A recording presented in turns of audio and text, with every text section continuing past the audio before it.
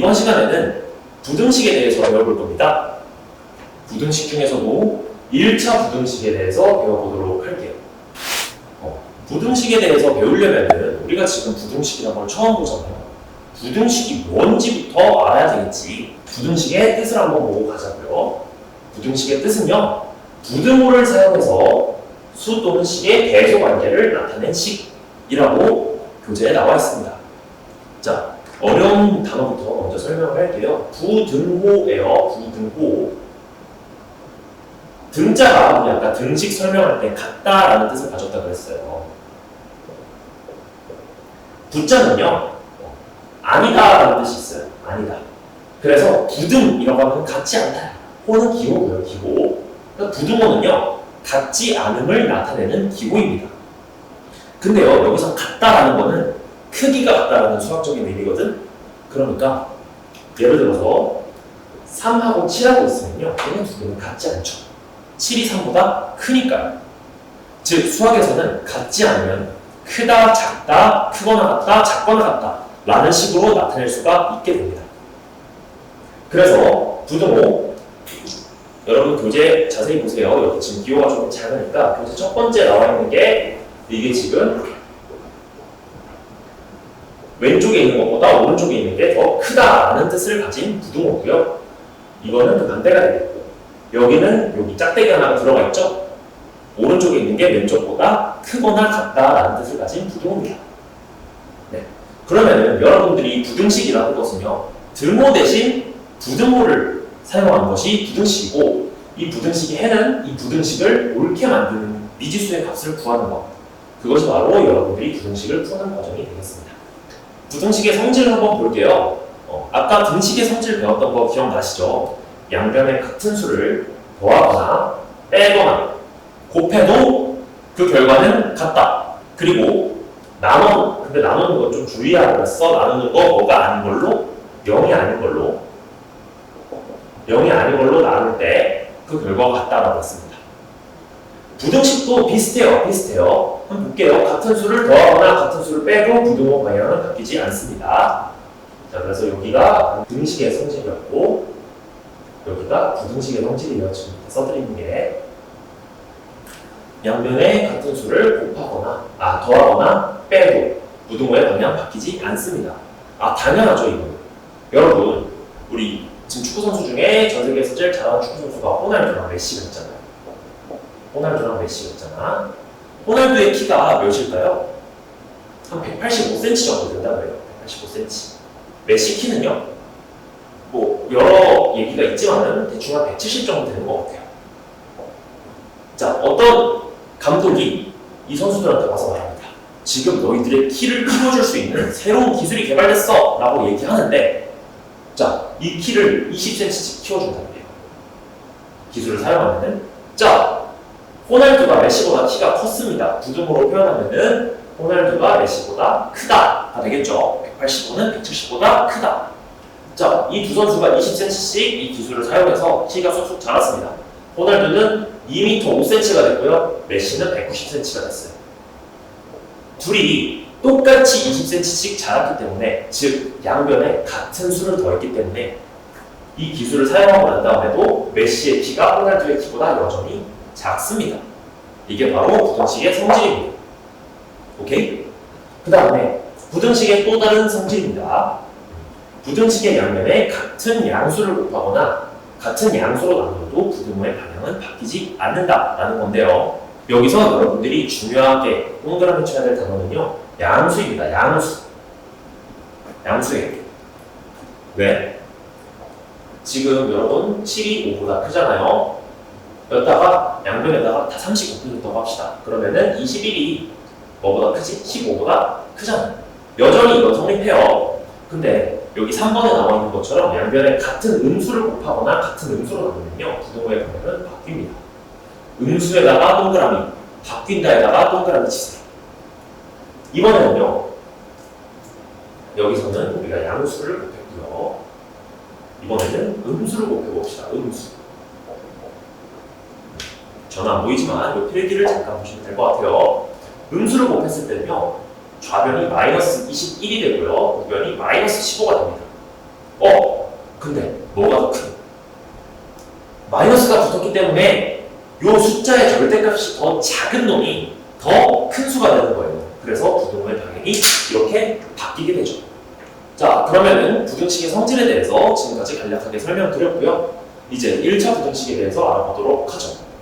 방정식에서 배웠던 거랑 똑같습니다. 더 이상 크게 달리 설명할 것은 없어요. 좌변에요, 1차식이 오고요. 우변에 0이 오는데 다만 방정식과 다르게 이 사이에 등호가 들어가면 방정식이고 등호가 아니고 부등호 이런 놈들이 있지? 이런 애들이 들어가면은 부등식이 되겠다 라는 거 말고는 달라진 게 없습니다. 이때 1차 부등식 풀이하는 방법도 그래서 방정식과 크게 다르지가 않아요. x 포함한 항은 다 왼쪽으로 넘기고 상수는 우변에다가 다 넘깁니다. 그러면요, 뭐 ax는 b보다 작다, 뭐 ax는 b보다 크다 이런 식으로 나올 텐데 요 앞에 개수 우리 아까 뭐라 그랬어? x 앞에 곱해진 숫자를 개수라고 한다. 다시 한번 개수는 미지수 x 앞에 곱해진 숫자입니다. 이 개수로 양변을 나누면은 그러면은 부등식의 해를 구할 수가 있게 됩니다. 단 하나 주의할 게 부등식 같은 경우에는 양변에 음수를 곱하거나 나눌 때 방향이 바뀌니까 x 앞에 개수가 음수라는 써놓읍시다. 개수가 음수라는 그러면 이 개수로 나누거나 곱할 때 부등호의 방향이 바뀐다는 것만 여러분들이 주의하시면 됩니다. 자, 그 다음에 아까 방정식에서 보았던 거랑 똑같은 원리예요. 괄호가 있는 부등식이다 하면은 역시 괄호를 먼저 푸시면 되겠고 조금 우리가 흔히 소위 숫자가 더럽다고 말을 하죠. 개수가 소수이거나 분수다 라면은 최소 공배수 곱하거나 10을 곱하거나 그런 식으로 10을 먼저 깔끔하게 정리해 준 다음에 이 부등식을 푸는 게 낫겠다. 방정식과 달라진 사항이 없습니다. 동일해요. 그 다음에 1차 부등식의 활용이 나오는데요.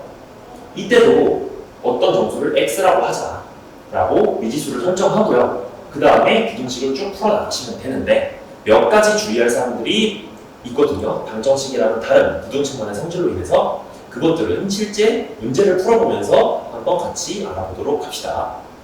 자, 1차 부등식 관련된 문제 몇 개 풀어보도록 하겠습니다. 263페이지의 대표 유형 2번 한번 볼게요. 부등식의 해라고 나와 있습니다. 자, 문제. 다음 보기의 부등식 중 x는 2가 해인 것을 모두 고르시오.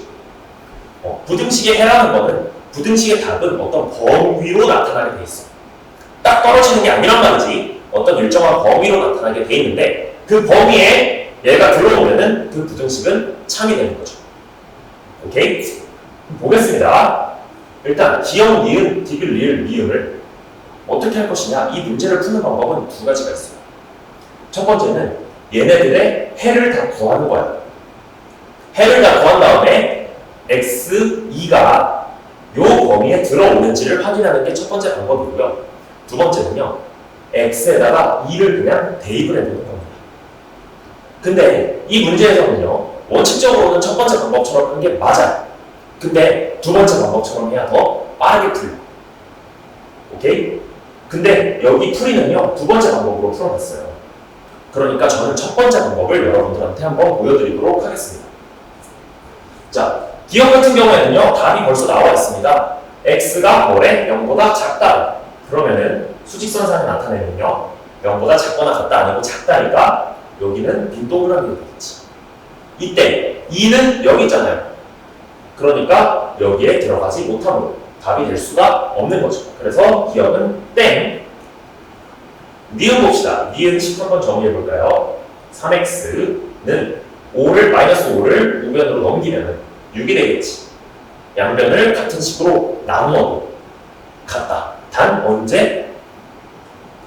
그 나누는 숫자가 양수일 때, 그때는 부등호 방향이 변하지 않는다고 얘기를 했었습니다. 그래서 x는 2보다 작거나 같다 라고 나오게 되는 거죠. 그래서 이 두 번째, 미음 같은 경우에는요, 이런 식으로 답이 되게 될 겁니다. 그리고 작거나 같다니까 2도 포함되겠죠? 이때 x는 2. 오케이. 여기 아슬아슬하게 딱 들어오네요. 얘는 맞겠습니다. 3번 볼까요? 2x-1은 3보다 작다. 정리해볼게. 2x는 2보다 작다가 될 거고 x는 뭐보다 작다? 1보다 작다가 되겠죠. 오케이? 1보다 작아야 되는데 x가 2니까 이건 수직선상에 이제 나타내지 말자고 우리 두 개 나타내봤으니까 그래서 얘는 답이 될 수가 없습니다. 이런 식으로 구해보시면요. 리을과 비읍도 참 되는 거를 알 수가 있을 거예요. 근데 이건 정석적인 방법이고 빠르게 풀 때는 어떻게 풀어라? 풀이처럼 각 부등식에 x는 2를 대입해봐라. 그래서 부등식이 나오면은 여러분들은요. 식을 정리해서 푸는 방법도 아셔야 되고요.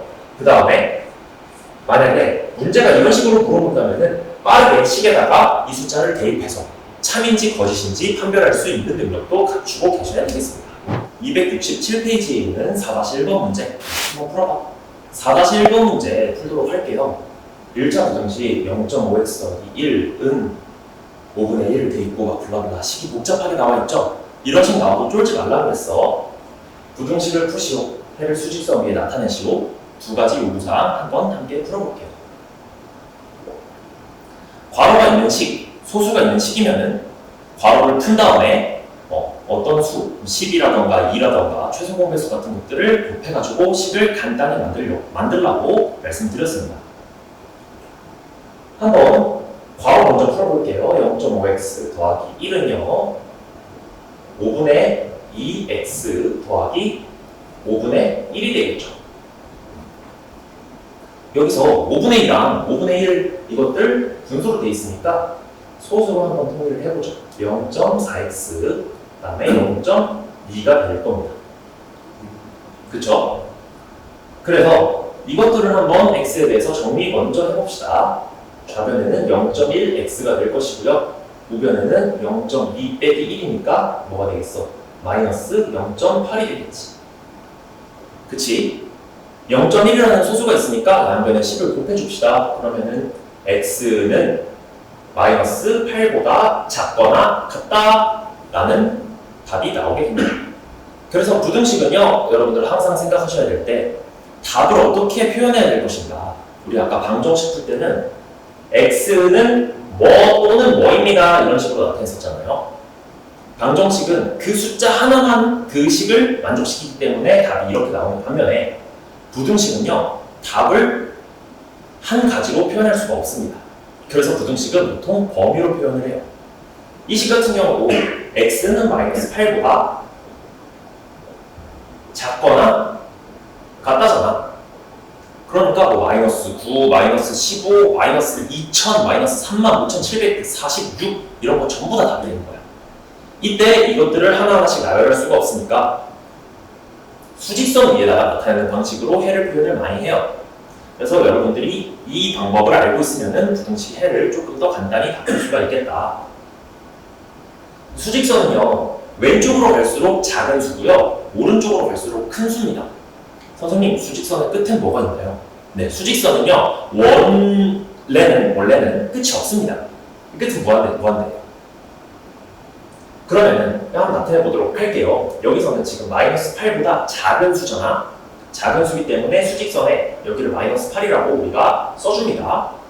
그 다음에 작기 때문에 x는요, 왼쪽으로 갈까 오른쪽으로 갈까? 수직선은 왼쪽이 작기 때문에 왼쪽에 있는 모든 숫자가 이 부등식을 만족시키는 값이 됩니다. 여기서 한 가지 주의하셔야 될 거예요. 이거 정말 주의하세요. 부등식이니까 방정식이랑 좀 달라 얘들아. 부등식은요, 여기에 작거나 같다인지 작은지 이 두 가지 차이 때문에 답이 많이 갈리고 실제로 실수도 많이 하게 돼요. 이건 지금 작거나 같다니까 x가 마이너스 8이면 되는 거야 안 되는 거야? 됩니다. 마이너스 8이 포함되는지 안 포함되는지가 굉장히 중요하다. 여기선 작거나 같다니까 이 마이너스 8이 포함돼야 되겠지. 여기서 같다를 표현하는 방식이 수직선에서는요, 요 동그라미를 색칠을 해주면 같다 또 포함되는 거고, 색칠하지 않으면 포함이 되지 않는 겁니다. 여기선 작거나 같다니까 이걸 색칠해야 되겠지.